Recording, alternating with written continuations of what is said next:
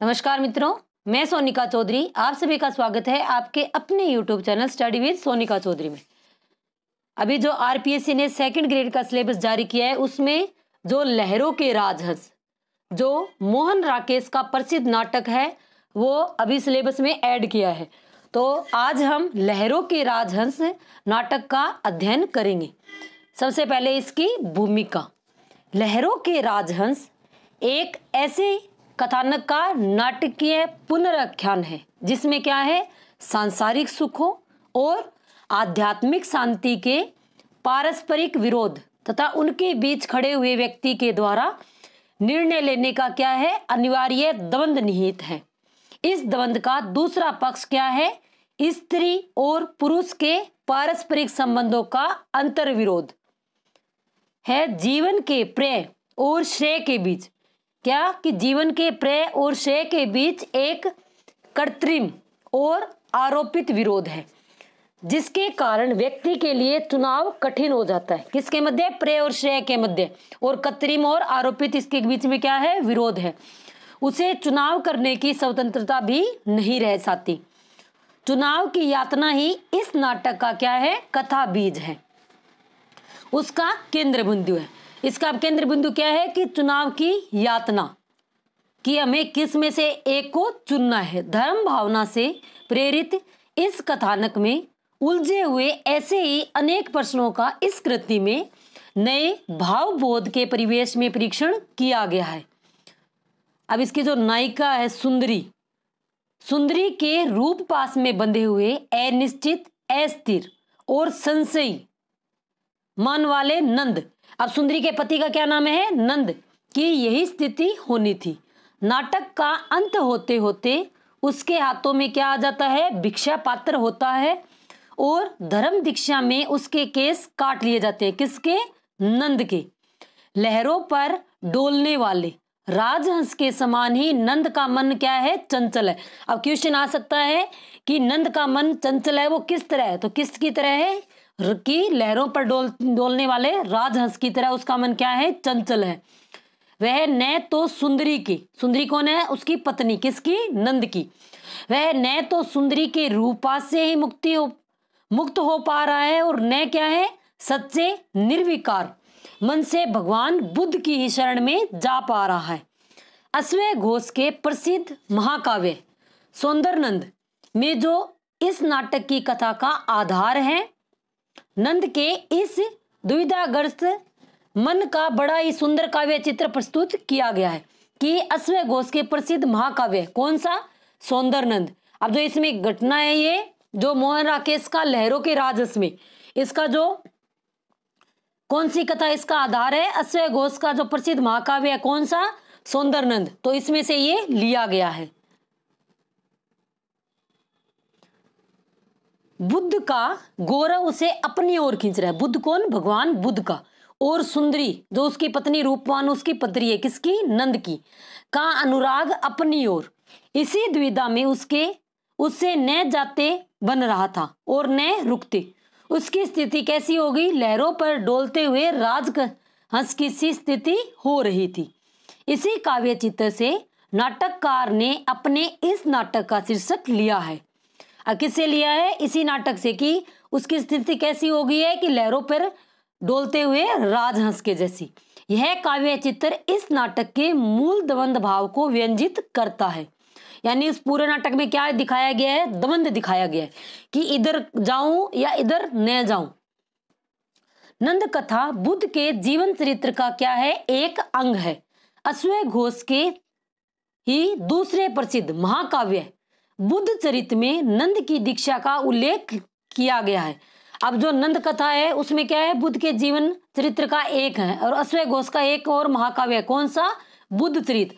अब क्वेश्चन आ सकता है कि बुद्ध चरित्र रचना किसकी है? तो किसकी है? अश्वय घोष की। और इस कथा का आधार क्या है, पाली साहित्य में मिलता है। कौन से साहित्य में? यानी जो पाली भाषा का साहित्य है उसमें इसका आधार मिलता है, उदान और जातक में। अब जातक ग्रंथ कौन से हैं? जिनमें भगवान बुद्ध के पूर्व जन्म की जो घटनाएं उनका वर्णन किसमें है? जो जातक ग्रंथ है उनमें भगवान बुद्ध के पूर्व जन्म की जो घटनाएं उनका वर्णन मिलता है। तथा धम्मपद के श्लोक 13-14 की अटकथा यानी व्याख्या में नंद की कथा कही गई है, किंतु पाली की नंद कथा से सौंदर्य नंद ही है। परंतु नाटककार ने कथा के नाटकीय भाव और प्रयोजन को पुष्ट और तिरव करने के लिए नए पात्रों और प्रसंगों की क्या की है, कल्पना की है। कामोत्सव का आयोजन, दीक्षा के पश्चात नंद का एक बार गृह लौट आना और अलका और श्यामांग का पूरा प्रसंग नाटककार द्वारा क्या है, कल्पित है। अब तो नाटककार में इतने इसने किया है। एक तो अब कौन क्वेश्चन आ सकता है कि कौन से जो दृश्य है या प्रसंग है वो नाटककार द्वारा कल्पित है, कौन कौन से हो गए। कामोत्सव का आयोजन जब हम पढ़ेंगे तो पूरा इसी के ऊपर ये नाटक आधारित है। दीक्षा के पश्चात नंद का एक बार गृह लौटना, यानी जो नंद है वो क्या बन जाते हैं, बौद्ध भिक्षुक। और अलका और श्यामांग ये क्या है, दो नौकर है। तो इनका पूरा प्रसंग नाटककार द्वारा क्या है, कल्पित है। लहरों के राजहंस के कथानक को आधुनिक जीवन के भावबोध का जो संवेदन दिया गया है वही इस क्या है, ऐतिहासिक कथानक को रचनात्मक स्तर पर महत्वपूर्ण बनाता है। नाटक की प्रस्तावना में नाटककार ने इस संबंध में अपना दृष्टिकोण स्पष्ट किया है। कथा का आधार क्या है, अश्वय घोष का सौंदर्य नंद काव्य है, परंतु समय के विस्तार में स्थितियों का क्या है, परिक्षेपण करने के कारण यह काल्पनिक भी है। यानी जो इसका आधार कौन सा है, अश्वय घोष का जो सौंदर्य नंद काव्य है उसे वो है, लेकिन परिस्थितियों क्या है, इसमें काल्पनिक पात्र भी मुझे लेने पड़े हैं, ये लेखक ने स्वयं इसमें कहा है।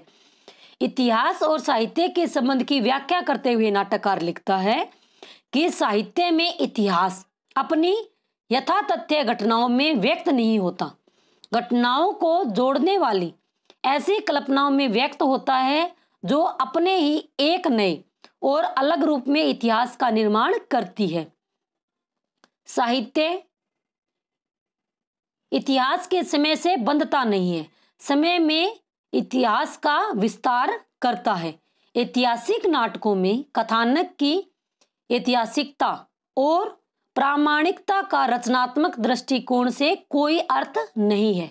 वास्तव में ऐतिहासिक कथानकों के आधार पर श्रेष्ठ और सशक्त नाटकों की रचना तभी हो सकती है, कब, जब नाटककार ऐतिहासिक पात्रों और कथा स्थितियों को अनैतिहासिक और युगीन बना दे तथा कथा के अंतर्द्वंद को आधुनिक अर्थ व्यंजना प्रदान कर दे।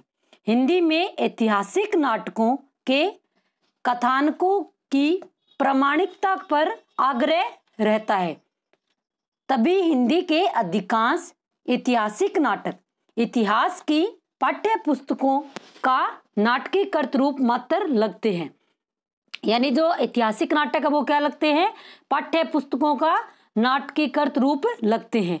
इनके साथ ही हिंदी के आधुनिक नाटक साहित्य की जो 4 श्रेष्ठ कृतियां, अब क्वेश्चन आ सकता है कि आधुनिक नाटक साहित्य की 4 श्रेष्ठ कृतियां कौन कौन सी हैं, स्कंदगुप्त, कोणार्क, अंधायुग और आषाढ़ का एक दिन, ये सभी ऐतिहासिक नाटक है।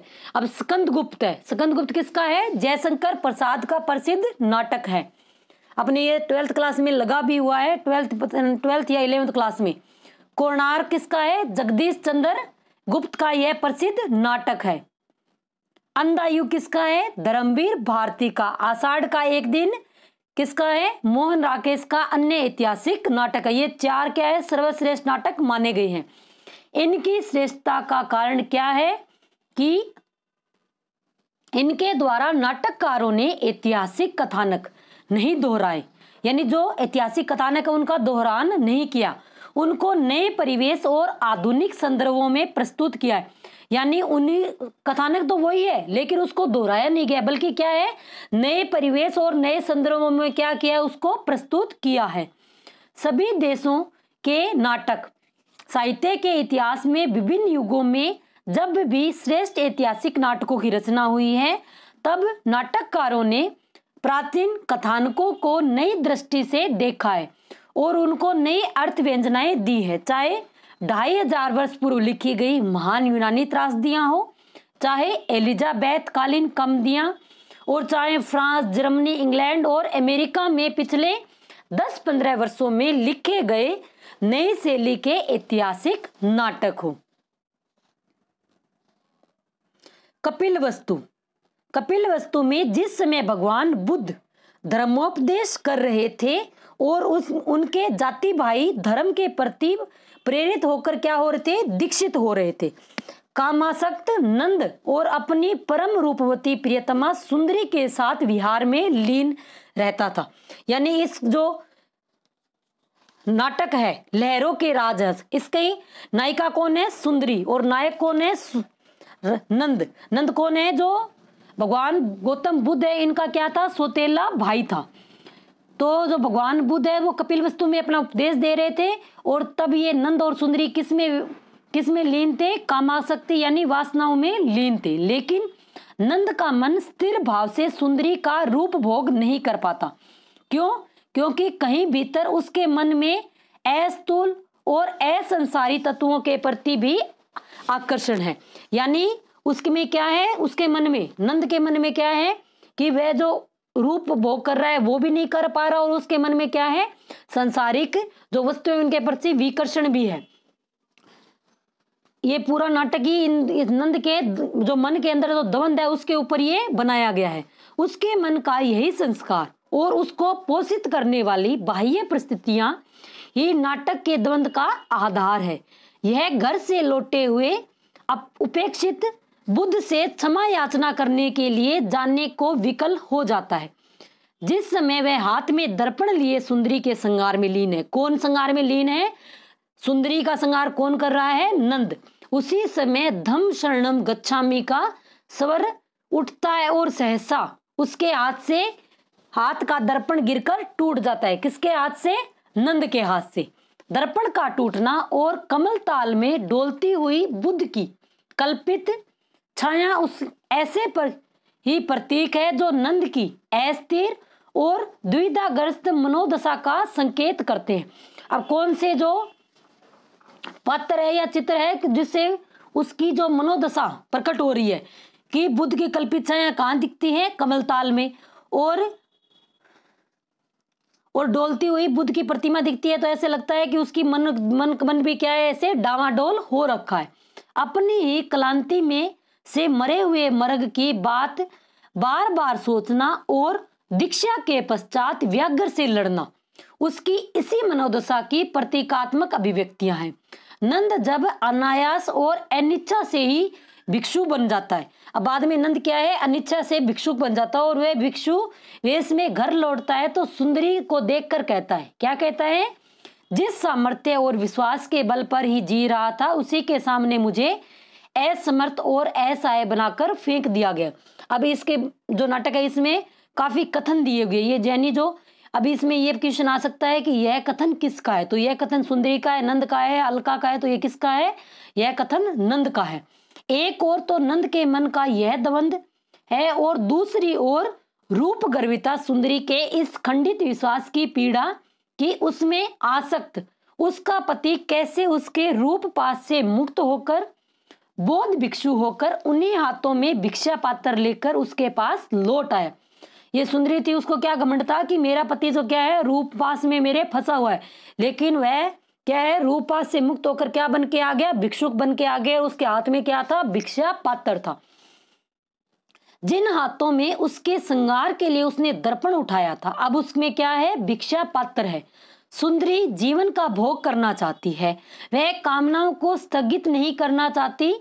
कमल ताल के राजहंसों के जोड़े की किल्लोल सुनकर वह कहती है, कोई गौतम बुद्ध से कहे कि कभी कमल ताल के पास जाकर इनसे भी वे निर्वाण और अमरत्व की बात करें। यह कथन किसका है? सुंदरी का। सुंदरी क्या कह रही है कि अगर गौतम बुद्ध जो है उस यानी सबको निर्वाण और अमरत्व अगर दे रहे हैं तो जो कमल ताल में जो हंस तैर रहे हैं उनको भी वो क्या दे?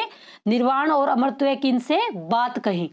नाटक के अंत में जब नंद के द्वारा चंदन लेप का बिंदु बनाए जाने पर चौंक कर जाग जाती है तो उसकी दृष्टि नंद के केस कटे हुए भिक्षु वेशी मुख पर पड़ती है। उसका मन वितृष्णा से भर जाता है। किसका? सुंदरी का। इस प्रकार नाटक का कथानक अंतर्द्वंद के दो सत्रों पर संचरण करता है और इन्हीं दो सत्रों की पारस्परिक टकराव से उसकी नाटकीयता अधिक तीव्र और गहन होती है। नाटक का पहला अंक सुंदरी के कक्ष से आरंभ होता है। कर्मचारी साज सज्जा में लगे हुए हैं। सुंदरी के आग्रह पर क्या बनाया जा रहा है? कामोत्सव मनाया जाने वाला है। अतिथियों की प्रतीक्षा है। एक अतिथि मैत्रेय पदार्थे, यानी जिस दिन क्या है कि गौतम बुद्ध दीक्षा देने वाले थे अपनी पत्नी यशोधरा को, उसी दिन क्या है, उससे पहली वाली जो रात्रि है उसमें क्या किया, सुंदरी ने कामोत्सव का आयोजन किया। किसका? कामोत्सव का। इसमें क्या था कि सूरा और शराब का सेवन करेंगे और नाच गाना चलेगा और अतिथियों को बुलाया गया था। उसमें सिर्फ एकमात्र अतिथि कौन आए थे? मैत्रेय पधारते हैं। जब कामोत्सव में सम्मिलित होने के लिए मैत्रेय के अतिरिक्त और कोई नहीं आता तो सुंदरी क्या होती है? अपमान से विक्षुब्ध उठती है कि मैंने सबको बुलाया और कोई भी नहीं आया। इससे अत्यंत तीव्र और गहन कथा स्थिति में पहला अंक समाप्त होता है। यही अंक क्रिया व्यापार का पहला संचरण यानी मूवमेंट है। इसमें व्यापार और भाव की अनविति का पूरा निर्वाह हुआ है। सुंदरी की चारित्रिक विशेषताओं का परिचय मिल जाता है। नाटकीय कथा के उस द्वंद का पूर्वाभास हो जाता है जिसे नंद को झेलना है।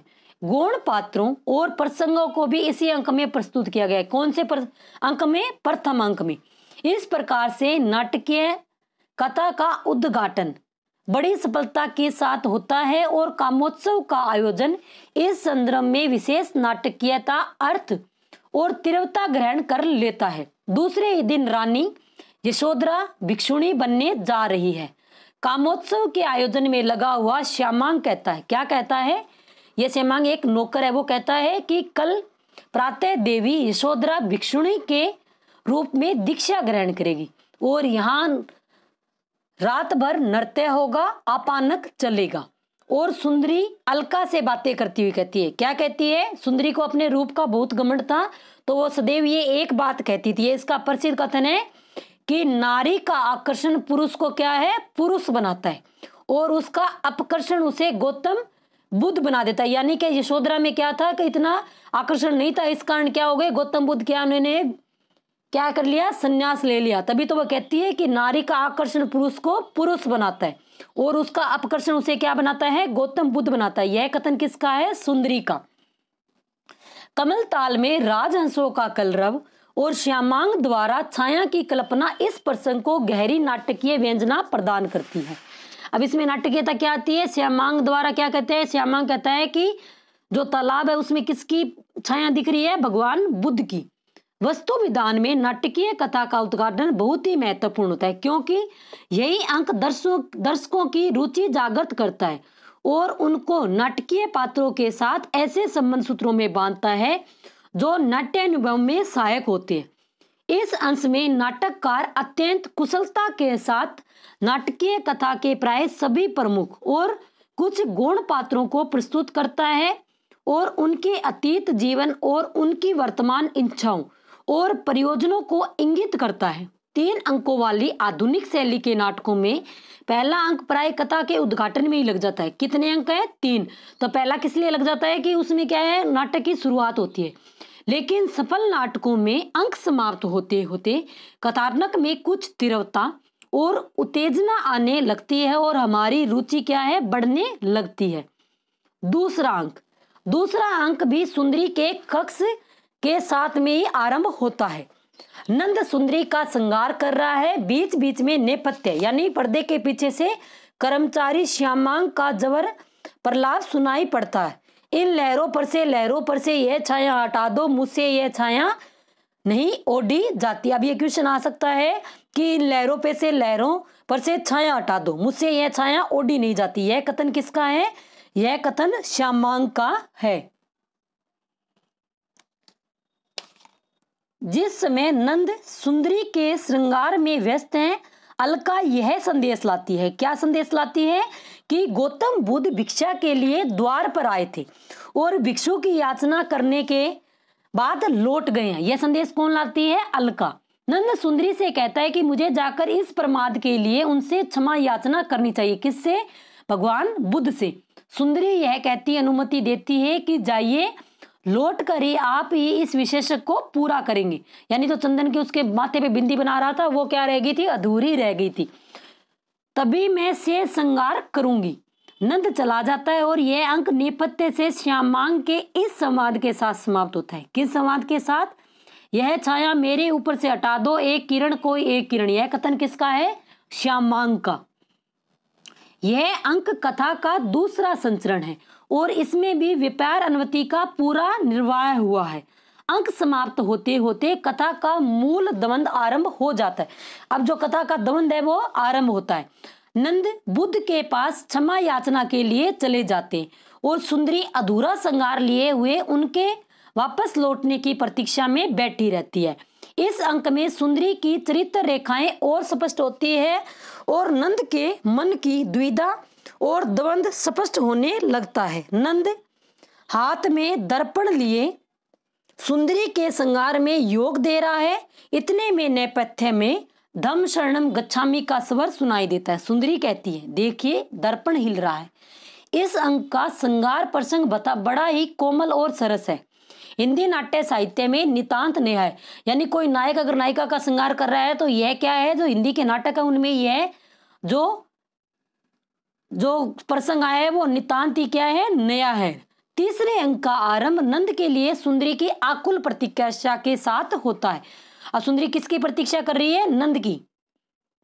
कमल ताल के राजहंस उड़कर चले गए। लंबी प्रतीक्षा के बाद जब नंद सिर मुंडाए हुए भिक्षुक वेश में आता है तो सुंदरी थक कर सो चुकी है। नंद कहता है, क्या कहता है? मैंने कहा था कि तुम्हारा विशेषक सूखने से पहले लौट आऊंगा, परंतु नहीं आ सका।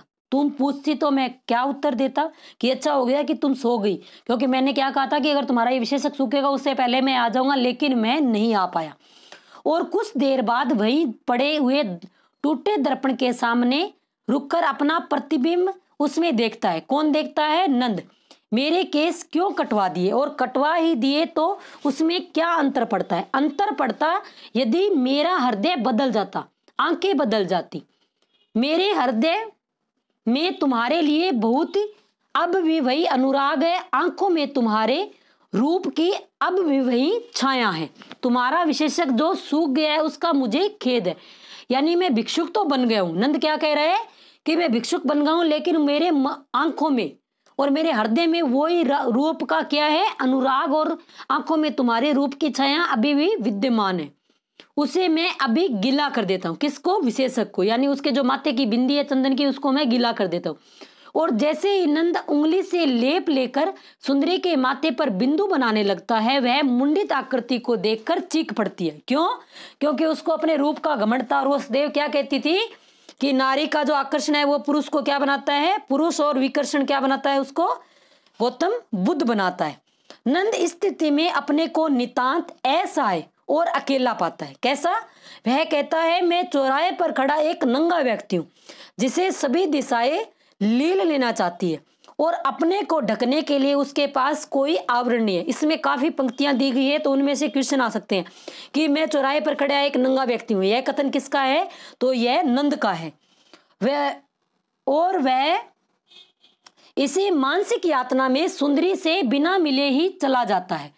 राज कर्मचारी श्वेतांग सुंदरी को बताता है कि कुमार यह कहते हुए चले गए कि वे अपने केसों की खोज में जा रहे हैं। वे तथागत से पूछना चाहते हैं उन्होंने उनके केसों का क्या किया। यानी तथागत यानी गौतम बुद्ध से पूछना चाहते हैं कि उन्होंने मेरे केसों का क्या किया। मेरी पत्नी को मेरे केस बहुत प्रिय थे। उनकी पत्नी को केसों की आवश्यकता। इस पर सुंदरी वितृष्णा में कहती है, इतना ही तो समझ पाते हैं ये लोग, बस इतना ही तो इनको समझ में आता है। यह कथन किसका है? सुंदरी का। नाटक का अंत श्यामांग के इस संवाद से होता है। किस संवाद से? बस एक किरण, केवल एक किरण। यह अंक नाटकीय कथा को तेजी के साथ आगे बढ़ाता है और द्वंद को गहन कर देता है। ऐसी घटनाएं घटित होती है जो नाटक को क्या है? चरमोत्कर्ष पहुंचा देती है और कथा के चरम बिंदु पर ही नाटक समाप्त हो जाता है। अपने संबंधों और परिस्थितियों से लड़ते हुए टूटे हुए और खंडित पात्रों की विषम स्मृतियां मन पर छा जाती है। जिस सुंदरी ने कहा था, क्या कहा था कि नारी का अपकर्षण पुरुष को गौतम बुद्ध बना देता है, उसी सुंदरी नंद को भिक्षुक वेश में देखकर अपनी इस भारी पराजय से विक्षुब्ध हो उठती है और नंद सुंदरी के इस गहरे विक्षोभ को नहीं समझता। वह अपनी पत्नी के संतोष के लिए अपने शोभा केश लाने चला जाता है। अब सुंदरी को क्या घमंड था कि नारी का अपकर्षण पुरुष को गौतम बुद्ध बना देता है, लेकिन वो क्या है, उसका पति भी क्या बन के आ गया, भिक्षुक बन के आ गया था। इसी अत्यंत विषम बिंदु पर नाटक समाप्त होता है। अब लहरों के राजहंस आधुनिक यथार्थवादी नाट्य रचना पद्धति पर लिखा गया है। अब यह नाटक किस में लिखा गया है? क्वेश्चन आ सकता है कि लहरों के राजहंस किस शैली में लिखा गया है, तो किस में? आधुनिक यथार्थवादी पद्धति में यह नाटक लिखा गया और इसमें इसी पद्धति के व्यवहारों और रूढ़ियों का पालन किया गया। एक ही दृश्यबंध पर नाटकीय कथा घटित होती है और कथा का विभाजन 3 अंकों में किया गया है। लहरों के राजहंस कितने अंकों में है? 3 अंकों में। अंकों को दृश्यों में विभाजित नहीं किया गया। यथार्थवादी नाट्य रचना पद्धति में एक दृश्यबद्ध और 3 अंक वाले नाटकों का विकाल आधुनिक रंगमंच के स्वरूप और प्रदर्शन की परिस्थितियां और साधनों के कारण हुआ है। यानी जब एक ही तरीके के अंक होंगे तो क्या है, हमें रंगमंच करने में, उसको क्या है, मंचन करने में आसानी होगी। और उसके पीछे एक शिल्पगत अनिवार्यता है। भारी भरकम और ठोस पदार्थों से निर्मित यथार्थवादी दृश्यबंध को बदलने की कठिनाई से बचने के लिए ही इस शैली के नाटक ने अपने लिए दृश्यबंध स्वीकार कर लिया है। नाटकीय कथा के 3 प्रमुख संचरणों, कथा का उद्घाटन, विकास तथा चरमोत्कर्ष के आधार पर इस शैली में नाटकों के 3 अंगों का विधान रहता है। प्रत्येक अंक कथा के एक उत्कर्ष बिंदु पर समाप्त होता है, क्योंकि अंक की समाप्ति पर यवनिका गिराने की व्यवस्था, यवनिका यानी पर्दा गिराने की, तभी बाद में क्या है, तालियां बजती है। नाटक का अंत कथा के चरमोत्कर्ष पर पहुंचकर उसके तुरंत बाद हो जाता है। यानी नाटक खत्म कब होता है? जब कहानी एकदम अपने चरम पर होती है। एक ही स्थान पर नाटक की सभी घटनाएं दिखाकर नाटककार ने स्थान अवनति का पूरी तरह पालन किया है। यानी स्थान अवनति का पालन, यानी सभी घटनाएं एक स्थान पर दिखाई गई है। स्थान अवनति के साथ साथ इस घटना में घटनास्थलों तथा पात्रों की मनोदशाओं का परिचय देने वाले रंग निर्देशन भी यथार्थवादी नाट्य पद्धति के अनुसार ही रखे गए हैं। इस प्रकार यह नाटक एक विशेष रचना पद्धति और शिल्प विधान के अनुसार एक सुसंगठित और तर्क संगत रूपबंध का निर्माण करता है। लेकिन नाटक में 2 प्रसंगों की योजना इस रूप में की गई है कि उससे इसका रूपबंध कमजोर होता है। इन दोनों प्रसंगों, श्यामांग प्रसंग और नंद दीक्षा तथा उनके प्रत्यावर्तन का प्रसंग का विश्लेषण इस नाटक के रूपबंध के स्वरूप को समझने के लिए उपयोगी होगा।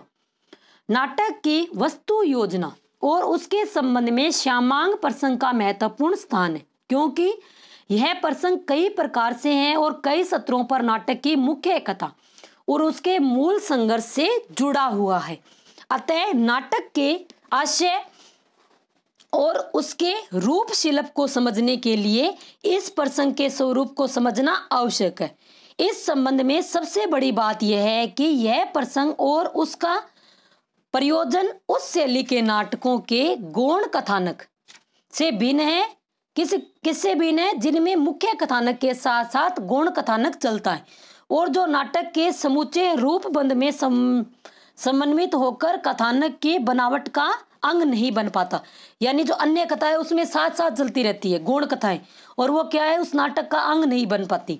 जो अपनी स्वतंत्र सत्ता के साथ साथ केवल मूल कथानक का प्रतिरूप प्रस्तुत करके नाट्य के जो संघर्ष के क्या है, एक प्रकार से कृत्रिम और अविश्वसनीय स्तर की सृष्टि करता है। गौण कथानक की ऐसी स्वतंत्र और असंबद्ध सत्ता कथानक की एकता और प्रभाव को क्या करती है, विघटित करती है। लहरों के राजहंस में श्यामांग प्रसंग नाटक के पूरे रूपबंध का ही अंग है। यानी जो श्यामांग का आगे प्रसंग आएगा वो क्या है, रूपबंध का ही एक अंग है और वह नाटक की मुख्य कथावृत्ति और द्वंद्व भाव को ही अधिक तीव्र बनाता है, अपना स्वायत्त अस्तित्व नहीं निर्मित करता, यानी जो उसके मन में अंतर्द्वंद चलता रहता है और उसका अलग से कोई अस्तित्व नहीं है, इसको क्या है, पर्दे के पीछे ही दिखाया गया है।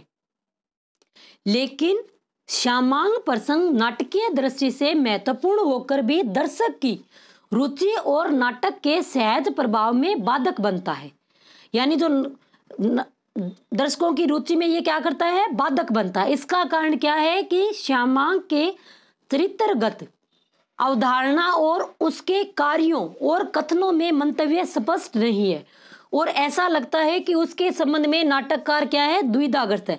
अब क्वेश्चन आ सकता है कि लहरों के राजहंस में किस पात्र के लिए क्या है, जो लेखक है वो द्विधाग्रस्त है, किसके, श्यामांग के। आरंभ में लगता है कि श्यामांग और अलका का क्या है, अत्यंत सहज और कोमल और मौन पारस्परिक आकर्षण, सुंदरी और नंद के उद्गाम, मुखर और कामाशक्ति प्रेम का ही एक प्रतिरूप है।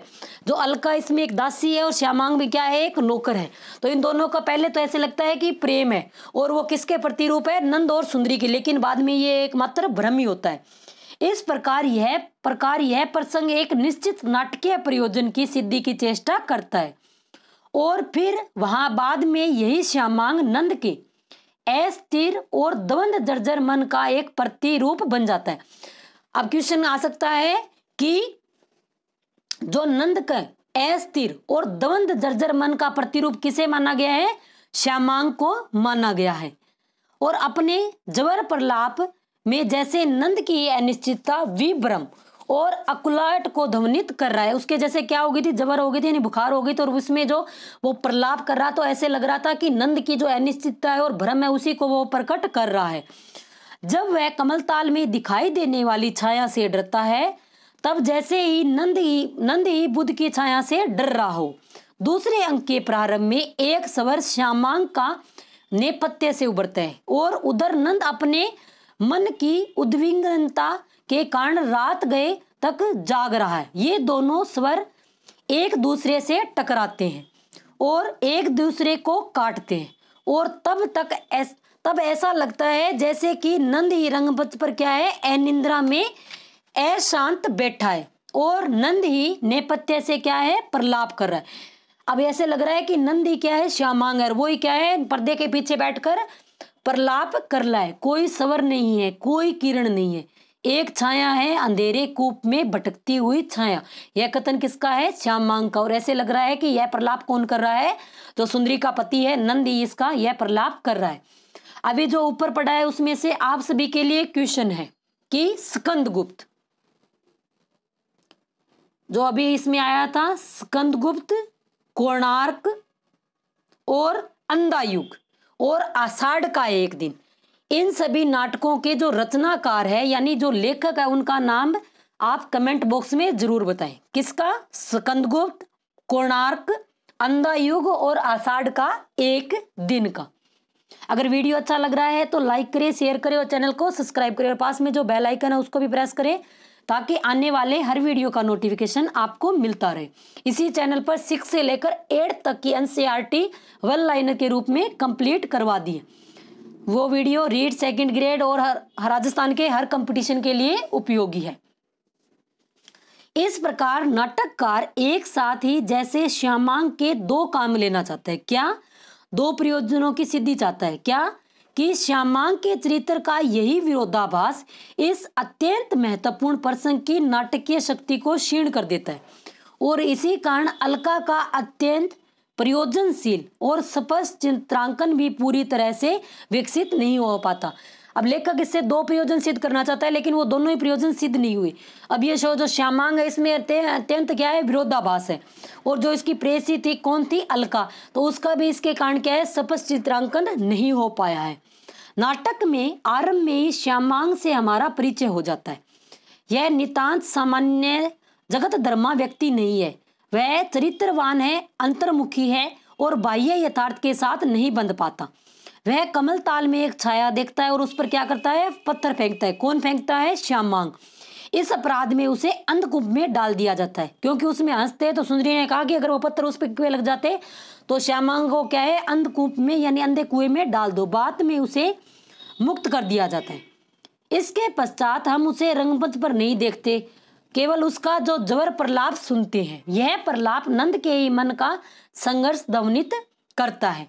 ऐसी स्थिति में श्यामांग एक सक्रिय पात्र के रूप में मर जाता है, यानी बाद में सिर्फ इसकी आवाज सुनाई देती है। तो सक्रिय पात्र के रूप में इसकी क्या हो जाती है, मृत्यु हो जाती है, और अपने प्रसंग और उन मूल्यों से पूरी तरह से कट जाता है जो नाटकीय दृष्टि से महत्वपूर्ण थे, क्योंकि वे नाटकीय कथा की मुख्य भाव भूमि और उसके संघर्ष भाव का प्रतिपक्ष प्रस्तुत करते थे।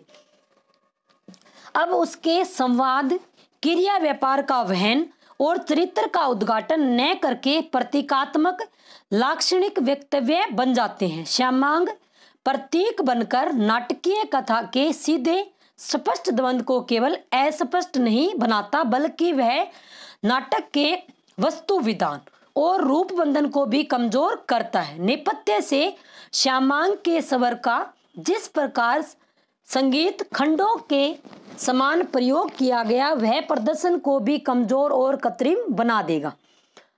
नंद के दीक्षित होने की घटना वस्तु विज्ञान की दृष्टि से नाटक में एक बहुत कमजोर कड़ी है। अब इस नाटक की सबसे कमजोर कड़ी क्या है कि जो नंद है वो भिक्षुक बन के आते हैं। क्यों? क्योंकि सुंदरी तथागत से मिलकर नंद के वापस आने की आकुल प्रतीक्षा करते करते उन्निधि हो जाती है, यानी सो जाती है। इतने में श्वेतांग आता है। तो अलका उससे नंद के संबंध में पूछती है। अलका किससे पूछती है? श्वेतांगी। अब श्वेतांग क्या कहता है? अलका को नंद के भिक्षुक बनने की सारी कथा सुनाता है और बताता है कि लोगों का कहना है कि उसके बाद वे विक्षुब्ध होकर घने जंगल की ओर चले गए। इस पर अलका किसी बड़े अनिष्ट की आशंका से डरकर सुंदरी को जगाने लगती है। अब इसमें क्या है कि जो लेखक है उसने क्या कर दिया कि जो श्वेतांग है, श्वेतांग और अलका के मध्य जो प्रसंग था उसके माध्यम से पहले ही बता दिया कि नंद क्या बन गए? भिक्षुक बन गए। तो इसका जो अगर वो जो बाद में जब नंद भिक्षुक बन के आते हैं तो लोग दर्शकों के मन में कोई उत्सुकता नहीं रहती। अलका और श्वेतांग के वार्तालाप के माध्यम से नाटककार ने दर्शकों को यह बता दिया कि जो नंद नदी तट पर तथागत के पास अपनी धृष्टता के लिए क्षमा याचना करने गया था। किस दृष्टता के कारण? कि वो जब भिक्षा लेने आए थे तो वह सुंदरी का श्रृंगार कर रहा था, तो इस कारण उनको भिक्षा नहीं दे पाए, इसके लिए वो क्षमा याचना करने गया था। वे वहां जाकर भिक्षुक बन गए। किंतु नाटकीय प्रभाव की दृष्टि से इसका परिणाम यह होता है कि जब नंद सचमुच भिक्षुक वेश में प्रकट हो जाते हैं तो दर्शकों पर वह तिरव और वांछित प्रभाव नहीं पड़ता, क्योंकि ऐसी स्थिति में पड़ना चाहिए। क्यों नहीं पड़ता? क्योंकि दर्शकों को पहले ही पता चल गया था कि जो ये क्या था कि जो अलका का प्रसंग था, तो उसमें क्या हो गया, उनको पहले ही पता चल गया कि श्वेतांग का और अलका का जो प्रसंग था कि नंद ने क्या कर लिया, बौद्ध धर्म धारण कर लिया और वो भिक्षुक बन गए। इसी प्रसंग के एक और दुर्लभ कड़ी नंद के साथ भिक्षु आनंद का आना। अब इसकी दुर्लभ कड़ी क्या है कि नंद के साथ कौन आया था? एक भिक्षुक है आनंद आया था, और आनंद के कहने पे क्या था, भगवान बुद्ध ने क्या किया था, जो बौद्ध संघ थे उसमें जो महिलाओं को उन्होंने अनुमति दी थी कि इसमें भिक्षुणी रह सकती है। और उस समय स्वयं गौतम भगवान बुद्ध ने क्या कहा था कि अब यह धर्म यानी जो बौद्ध धर्म है 500 वर्षों से अधिक नहीं चलेगा, और उसके बाद इसका क्या हो गया, पतन होना शुरू हो गया था।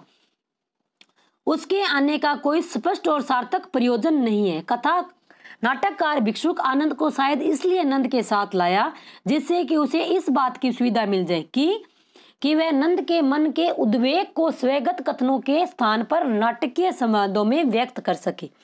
भिक्षुक आनंद का नंद के साथ आने का पर्याप्त कारण न होने से यह दृश्य खंड अस्वाभाविक और कथा धारा से क्या हो गया, विलग लगता है, और आनंद का चरित्र भी नितांत सामान्य हो जाता है। अब दोनों क्या हो गए चरित्र, नंद का भिक्षुक बन के आना और आनंद का उनके साथ आना, दोनों दृश्य क्या है, एकदम सामान्य है।